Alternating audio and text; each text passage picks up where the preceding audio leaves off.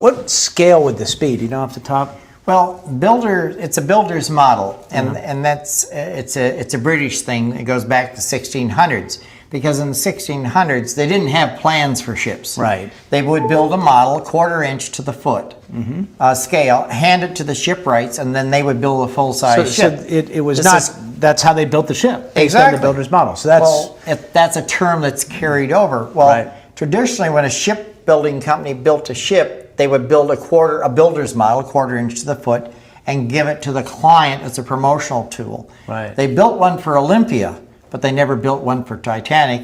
And after Titanic sunk, they didn't want to hear about it because there was nothing wrong with the ship. Yeah. And therefore, they just wouldn't talk to anyone. Yeah. Well, at the end of their line as a shipbuilders, they decided, well, maybe it's time we just document it once and for all. And of course, this is it. What was this project like being involved in? I mean, you have to know the backstory to realize that it was built in secret.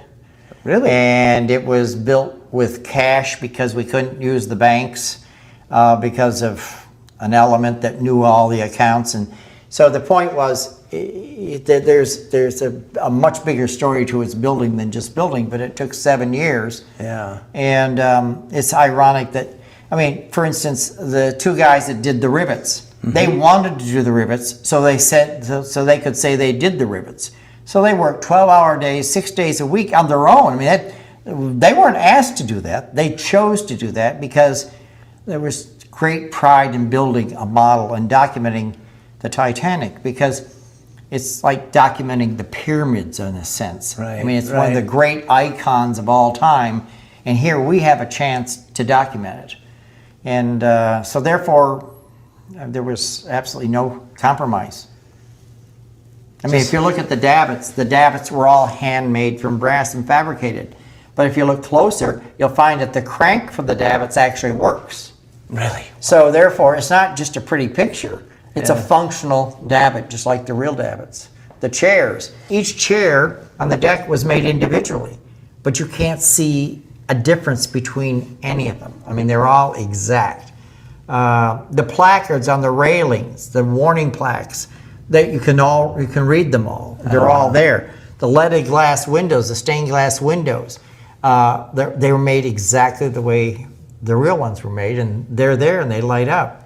So it's wow. There was just the lifeboats, for instance. That took 2.5 years to build the lifeboats. Really? And they were made from Swiss pear. We took the plans and machined, or I should say, we machined all our own planks out of Swiss pear to scale, and then all the ribs and everything were steam built, and the lifeboats were built exactly the way the real lifeboats were built.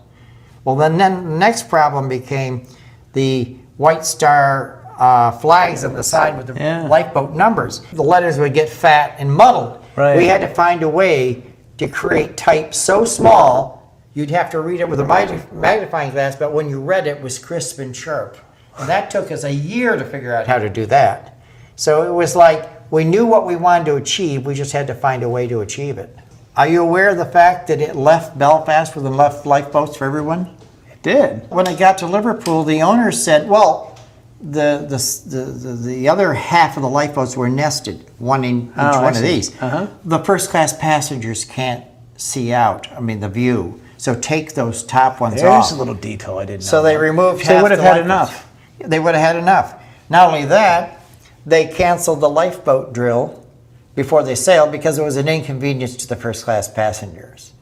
The lookout the night of the iceberg didn't have his binoculars with him. They were steaming full speed ahead in a known iceberg field. It goes on and on and on. Just like the Indianapolis, right? Well, and in the sense that there's all these series of events, right? Just a series of incompetence, one after the other, that created a tragedy. We found everything we needed, and then Harlan Wolff said, well, you still can't build it. And I said, well, why is that? Well, you need a copy of the designer's notebook, which we have upstairs, because that has all the changes made to the plans. So we got that, and that took us another 6 months to go back and take the designer's notebook and change all the plans. Wow. So the ship would be 100% correct. Wow. But the ventilators were the tough things. We had the codes for the ventilators in the designer's notebook, but no plans because they were purchased from an outside company. It was long gone. And we ended up finding the plans in St. Petersburg, Russia at the Naval Museum there. But they wouldn't copy them for us. We had to go to the museum to get them. And then they would copy them. They wouldn't copy them You had and to send them to physically us. be there. We had to physically go there. Yeah, The fourth stack was for aesthetic purposes. the fourth stack Oh, was, because I think it was the Germans' ship Hamburg had 4 stacks. Well, not to be outdone, it was They just kinda- built a stack. It was a manly thing, we need 4 stacks. Even one of them doesn't work, So we can't be second fiddle with 3 stacks. Oh my God, Oh, it's kind I of know. Freudian. It goes on and on and on. So how do you make the rivets in this business? Well, the fun part was there were 3 different style rivets. So consequently, based on where they were being used, some were bigger and 2 of them had different domes. A ship is made up of a series of bulkheads. And without water, that ship is very fragile. Right. It doesn't like to be on dry land. Right. It needs the buoyancy for Right. integrity. So there was no need for us to build the bulkheads for this ship. So we built a fiberglass shell of the hull. We had all the plating diagrams for the plating. We had the blueprints for each individual plate where the rivets went in that plate. So what we did is laid out the grid for the plates on the side of the fiberglass hull, and then we took and photo etched every plate. Once we put them on that fiberglass hull, the holes for the rivets were in the correct location. But rather than cast the rivet heads in, because it would look like a casting, these guys, we made up miniature pins, rivet heads with pins, and they would take a drill motor and drill the holes and put the pins in. Every one of those, 3,376,000 times. Yep. Wow. Jeez. Yep. It's mind-boggling. What would the value be of this thing? Oh, Do you have any idea? we had a guy from the Middle East offer us $1.5 million for it. Oh, you gotta so he go higher could than make it that. the centerpiece of his private yacht. And we said, yeah, right. No, thank you. No, so thanks. We've turned down a lot of offers for it because there's some things in life that are worth more than money, and the fact that we can share this with people, and then in sharing it, we do good with it. I don't want to hear about Titanic. I don't want to hear about it. I grew up in Belfast, and I'd have to walk through a Protestant riding, and I'd get rocks thrown at me all the time. And do you realize Catholics weren't allowed to build the Titanic? They weren't allowed to work on it. Only Protestants. Is that true? And I said, Father, sit down. I want to talk to you. Now, let me just tell you. Here's what happened. So the Protestants built the Titanic. They gave it to the English. They sunk it. And greed, arrogance, stupidity, and all the rest of that. So now, 100 years later, the same people that built the real ship call this fine Catholic boy, who was raised Catholic, went to Notre Dame, in Royal Oak, Michigan, and offer him a chance to build the Titanic at his expense. Well, he's building it at his expense, but he owns it. So now a Catholic owns it, Titanic, because there is no Titanic left. This is it. And he chooses to use it for nonprofit and charity. And he's raised over, $8 million now, or $6 million, whatever it is, for charity. And he's still giving back here in Marine City, because all the proceeds, we sponsor everything in this town. So consequently, that's why you came to town, Father, because you see, at the lighting, we need a chaplain to say a prayer that we make a lot of money so we can help a lot of people. Did you win him over? He just shook his head. So the day of the lighting, he pulls up front, his window comes down. Well, have you found yourself a Protestant minister yet? I said, Father, we're holding out for you. Well, you better have a lot of wine available. And he came. There you go. So it's just That's a great great. story, you That's see. good. I'm in London at the Model Engineering Exhibition, and this guy comes up, beard, little guy. Yeah. He says, I'd love to have one of your models, but I can't afford it. I get to tell him, he's a nice guy, salty guy, you know. He said, I said, I'd love to have a steamboat from England here, and if you, I'll be happy to trade if you ever find one. Really? So he opens his wallet, and in there is this boat. And he made it in his row house garage in downtown central London, and the size of the boat was determined by the size of his garage. So it is a miniature of some kind. Yeah. It is, but would it work? Yeah. He made the engine. He made everything himself. And he traded that for a model? He traded that for a model of the Missouri. Yes. And I think you got the better end of that deal. What do you think? I don't know. well, he thinks he did. But so that's a so we're win-win. both happy. Yeah. All right, where do you want us to be? So the next day, went up the Thames River with him. Wow. You know, see, you've actually been in it. Yeah. I assume it doesn't go in the water anymore. There was no reason. I was in the Thames River. How do you top that? So we have the Yorktown here. Yeah. And then the most difficult ship of all that we built, just because it was the most difficult ship in the world, called the Askell. It was a Russian ship from the turn of the century. And it was built just to impress people. It didn't do anything. And then, of course, we have Shackleton's ship, the Endurance, which the famous story and Of course. everything. Yeah, And that's legendary right exactly. there. And then we have the C3 freighter, which was the most successful commercial freighter ever built. But then that was followed the war, because that was also a victory ship. And that's this is pretty much won the Pacific War because it was so fast and such a great ship. Here we have, of course, the Bismarck, the famous Bismarck. Yeah. And that was interesting in that here's an American walking into Bloom and Voss, who designed the ship, and asking them for plans for the Bismarck. Nobody gave you any trouble, huh? And the reason we got the plans is because of the caliber of our models. They were Germans, and they appreciated quality and detail. Yeah. They like the detail. And then, of course, our World War I ship, the USS Ward, which was actually at Pearl Harbor, and sunk a miniature Japanese sub that was there. And then, of course, the Lenin, which started our model building. And ironically, the Lenin was being built at the time communism was faltering. And I thought it was ironic that here I am putting together a company, and our first ship model happens to be celebrating the failure of communism, and it happens to be the Lenin. So we did 18 Lenin models, and this is what you would see in terms of materials from communist era. And then our model, which is not on display yet, is a model you would see. So we call it our capitalist Lenin model, which is actually kind of ironic. What about what vintage was this? Is this World This War would be I? World War One. Yeah. World War One. Yeah. So, and then of course we have our Arizona, which is obviously very important to me. Of course. For so many reasons, and in reviewing, you can't see it because it's on the starboard side, but we took the model and we showed it to the Arizona guys, and we said, we want you to critique this. And I can still remember that we're sitting there and they're going over it, and then the baker was there, the guy at the baker. And well, yeah, you've got the door to the bakery, and I was right down there under there, and you've got the door there, and everything's right. But they all laughed and said, but there's two things missing. And I said, well, what's that? He said, you're missing the slop chute and the garbage can. And I said, what do you mean? He said, well, we had a garbage can on the outside for when we were in port, and then we had a slop chute down the side of the ship, and when we're at sea, we throw the garbage down the slop chute into the ocean. They're not on the ship.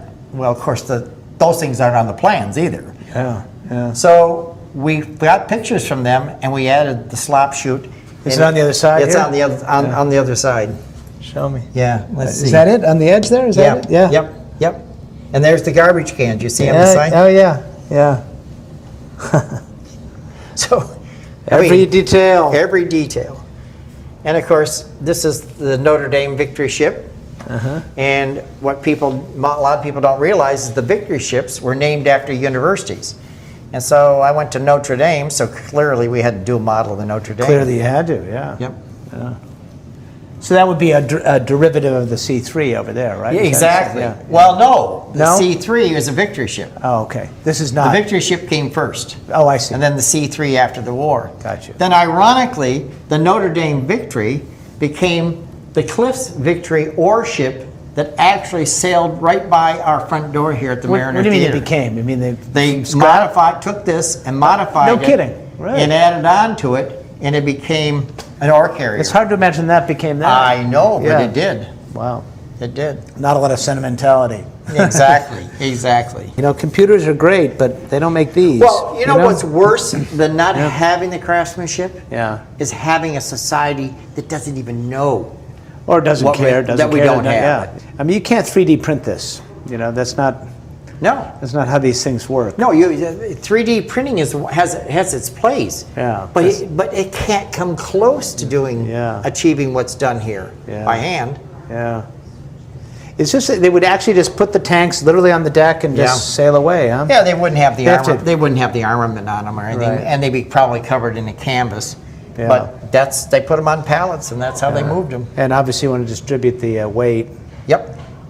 And what would they have below deck? Just More provisions more- and yeah. ammunition and whatnot. We had just come back from St. Petersburg and the Naval Museum there. And we'd found some plans for Titanic that we needed, the missing plans, if you were, Yeah. In St. Petersburg? in St. Petersburg. That's an interesting story. For the right there. ventilators. Yeah. Because Harlan Wolff didn't have those plans because they bought them from an outside company. Well, we found them there.